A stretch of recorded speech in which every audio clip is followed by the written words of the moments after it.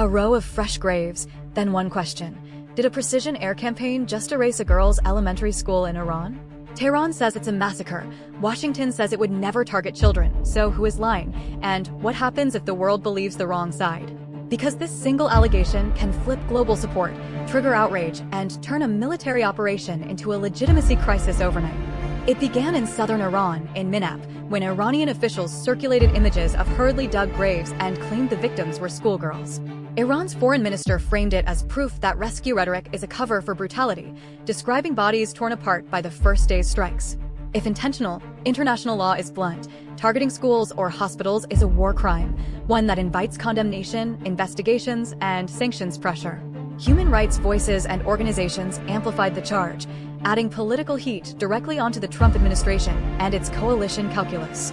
But the U.S. response drew a hard line. Secretary of State Marco Rubio insisted the American military would not deliberately choose a school as a target. The alternative explanation offered was chilling in its own way: technical error, bad intelligence, or tragic collateral damage, followed by promises of review. The Pentagon stopped short of confirming any strike at Minap, saying only that reports of civilian harm were being assessed. Modern war lives in that thin margin: precision on paper, devastation in practice, especially when military assets sit near civilian infrastructure. One plausible scenario is proximity. If a school stood near missile-related facilities, or if ammunition drifted, the blast radius doesn't care about intent. But Iran rejects mistake language entirely, calling it cold-blooded escalation after the death of its highest leader and a signal that restraint is gone. Now the battlefield is also a media trench: graves and grieving families on one side, procedural denials and professionalism on the other. And until an independent third party verifies what happened in Minap, the allegation hangs, ready to detonate the next phase of this conflict. While the Minap question burns, Tehran opens a second front, threatening to choke the world's energy throat at the Strait of Hormuz. The message is simple: if Iran feels cornered, it won't just fight America, it will weaponize global inflation against every voter and every market. A senior IRGC advisor warned the strait was closed, promising any ship that forces passage could be set ablaze by Iran's forces. Risk analysts in Britain called it a credible escalation lever because Hormuz is not a headline, it's a pressure valve for the entire world economy. At its narrowest point, the strait is roughly 34 kilometers wide, hugging southern Iran, tight enough to threaten, even if not fully seal. An estimated 20% of global oil and liquefied gas flows through this corridor, making it the primary export route for Gulf producers. For much of the Gulf, it's the only exit, so a disruption doesn't need to last long to spike prices and shock supply chains. Analysts argue Iran knows it can't outmatch U.S. air and naval power directly, so it targets the enemy's true weak spot: wallets and social stability.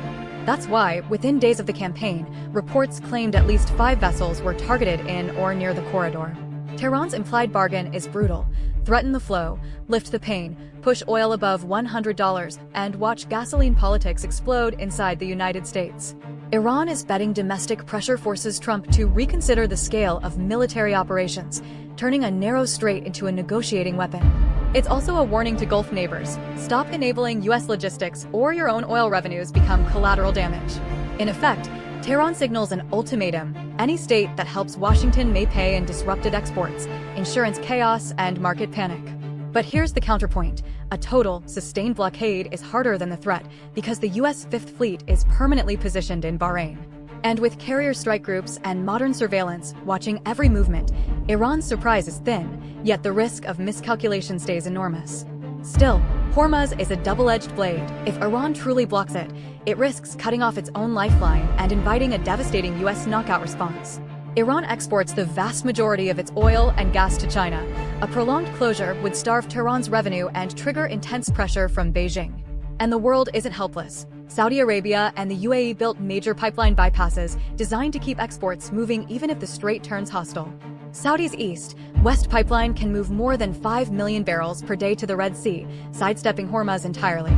The UAE's line to Fujairah enables large volumes to ship without entering the narrow corridor, reducing, but not eliminating, systemic risk. Those pipes aren't invulnerable. Proxy forces can threaten fixed infrastructure, but a full global energy paralysis remains unlikely. History reinforces the point. Since 1979, Iran has threatened to close Hormuz many times, yet it has never sustained a real shutdown. Analysts call it a psychological weapon, powerful for markets, terrifying for policymakers, but hard to maintain against superior naval force. What makes this moment different is the unprecedented strike on Iran's top leadership, raising the odds that deterrence logic fails. The real question isn't can Iran close Hormuz, but does attempting it trigger America's final blow against Iran's ports and coastal infrastructure? Meanwhile, the conflict's math shifts to endurance. Iranian UV waves pressure defenses from Bahrain to the UAE, probing for cheap breakthroughs. Systems like Patriot reportedly intercept many incoming threats at high rates, but each launch is a costly decision under sustained attack. This is the uncomfortable lesson learned in Ukraine too. Million-dollar interceptors chasing $20,000 drones can drain stockpiles fast. So the war becomes a race to empty magazines. Days or weeks could matter, and the side that lasts longer gains strategic leverage. And as Tehran warns of the price of Trump's campaign, the region holds its breath, because the next mistake could become the point of no return.